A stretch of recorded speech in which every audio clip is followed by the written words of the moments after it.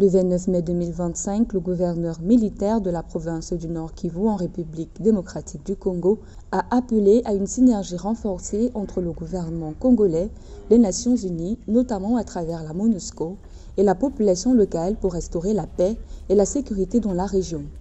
Selon le gouverneur militaire, cette synergie doit être axée sur un partage d'informations entre les forces locales, la MONUSCO et les leaders communautaires pour améliorer l'efficacité des opérations, un soutien humanitaire coordonné et un appui logistique et stratégique afin de mettre fin durablement à l'insécurité.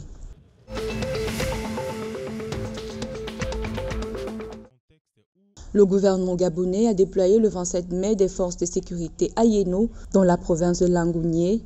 afin de sécuriser un projet d'exploration aurifère mené par la société Makani Mining Gabon. Cette décision intervient dans un contexte de tensions croissantes entre la population locale et l'entreprise, exacerbée par des activités d'orpaillage illégales et des tentatives de manipulation des communautés par des opérateurs clandestins.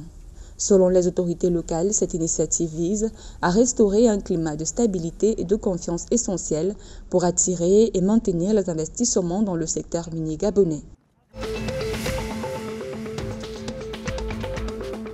Le 27 mai 2025, la Banque des États de l'Afrique centrale a établi un nouveau record en portant son offre de liquidités aux banques commerciales à 420 milliards de francs CFA. Cette opération réalisée dans le cadre de l'appel d'offres AON/OPIL numéro 21/E7/2025 répond à une demande exceptionnelle de refinancement de la part des établissements bancaires de la zone CEMAC qui a atteint près de 540,9 milliards de francs CFA. Selon la BEAC, l'augmentation de l'offre de liquidités vise à soutenir le financement et l'économie dans les pays membres, renforcer la stabilité du système bancaire et à accompagner la reprise économique.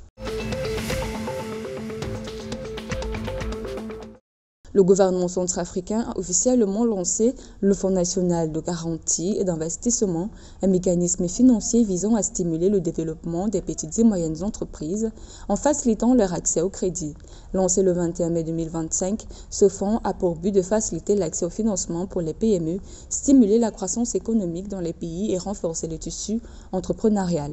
Doté d'un capital initial d'environ 17,7 millions de dollars, avec une première contribution d'environ 5,17 millions de dollars fournie par la Banque mondiale, le FNGI est structuré pour offrir un effet de levier qui permettra de garantir des prêts bancaires pour un montant total de 10 à 15 millions de dollars.